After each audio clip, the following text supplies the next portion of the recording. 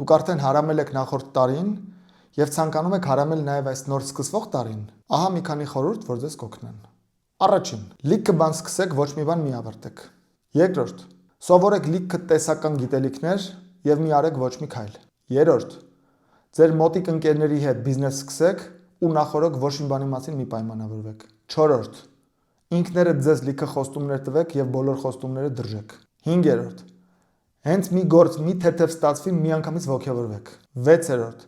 հենց մի փոքր դժվարություն ունենաք, միանգամից ձեր մոտիվացիան կորցրեք։ 2 ամսով ընկեք դեպրեսիայի մեջ ու ինքներդ ձեզ ասեք, որ մեկը ոչ մի բան չէր ստացվելու։ 7-րդ.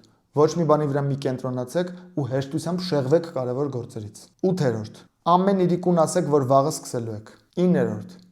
եթե օրվա որևէ ժամի մի թեթև անհաջողություն պատահեց, այդ օրը համարեք կորած ու մտածեք, որ վաղվանից սկսելու եք։ Իսկ ավելի լավ է, որ մյուս ամսվանից։ 10-րդ. ավելի կարևոր համարեք խելոք երևալը, քան խելոք քայլեր անելը։ 11-րդ.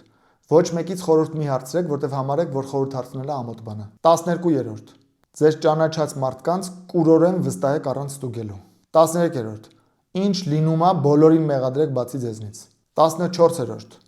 փնտրեք մի հատ լուծում, որ կլուծի ձեր բոլոր խնդիրները։ Մի հատ այտենց ունիվերսալ լուծում։ 15-րդ.